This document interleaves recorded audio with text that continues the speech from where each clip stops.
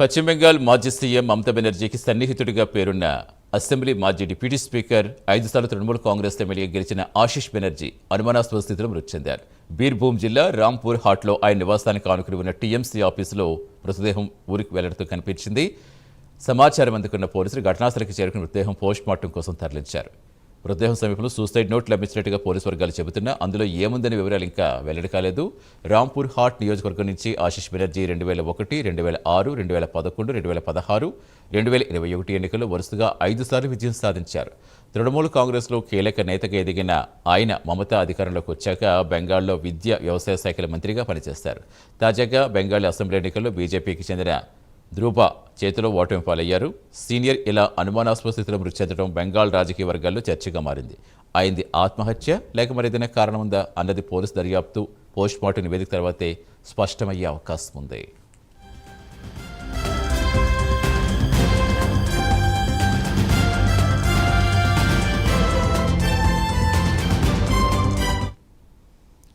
పూర్తి వివరాలు ఇచ్చేందుకు మా నేషనల్ బ్యూరో చీఫ్ కళ జాయిన్ అవుతున్నారు. కళ, మీరు పశ్చిమ బెంగాల్ ఎన్నికల్లో దగ్గరుండి మొత్తం ఆల్మోస్ట్ అంతా గ్రౌండ్ రిపోర్ట్ చేస్తారు. అసలు అప్పుడు ఈయన గురించి మాట్లాడుకుంటే ఏం చెప్పుకోవచ్చు? నిజంగా ఆత్మహత్య చేసుకునే పరిస్థితులు ఉన్నాయి ఆయనకి. 5 సార్లు మంత్రిగా, 5 సార్లు గెలిచారు, మంత్రిగా చేశారు, డిప్యూటీ స్పీకర్గా చేశారు. ఇంత కీలక అనుభవం ఉన్న ఒక రాజకీయ నేత ఇలా ఆత్మహత్యకు పాల్పడ్డాడంటే నమ్మశక్యంగా ఉంది. అసలు ఏం జరిగి ఉండొచ్చు?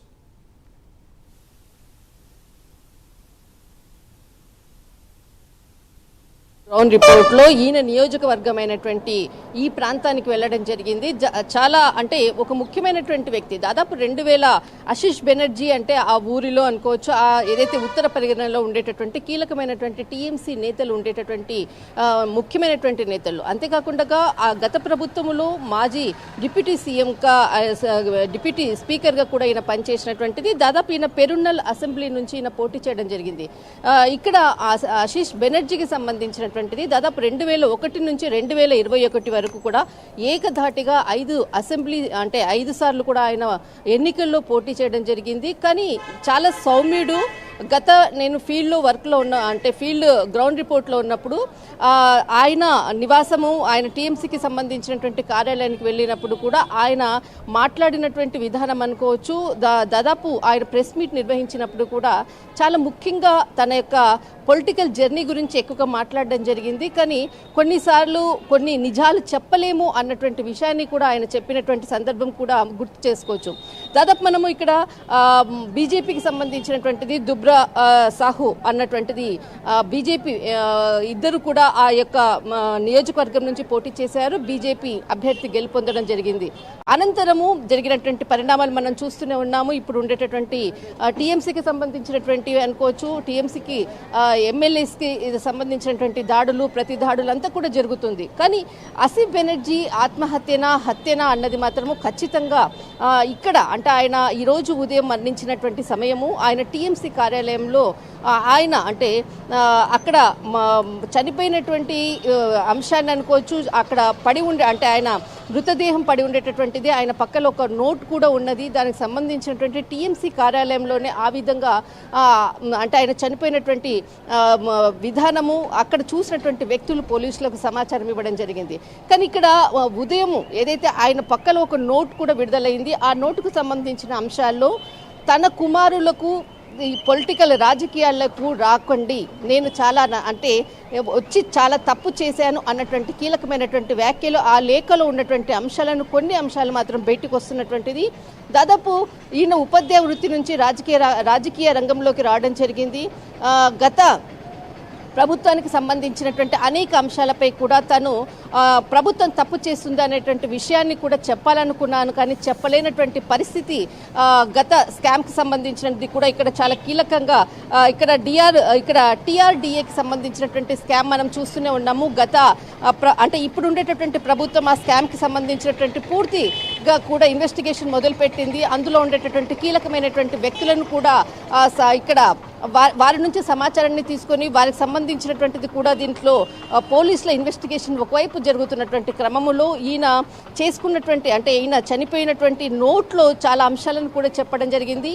టీఆర్డీఏకి సంబంధించినటువంటి ఏదైతే స్కామ్కి సంబంధించింది నేను ప్రభుత్వానికి హెచ్చరించాలనుకున్నాను, కానీ చెప్పలేనటువంటి పరిస్థితి. ప్రభుత్వంలో గత ప్రభుత్వంలో జరిగినటువంటి గోల్మాల్తో నేను చాలా ఇబ్బందులు పడ్డాను, ఎవరికి చెప్పలేనటువంటి పరిస్థితి.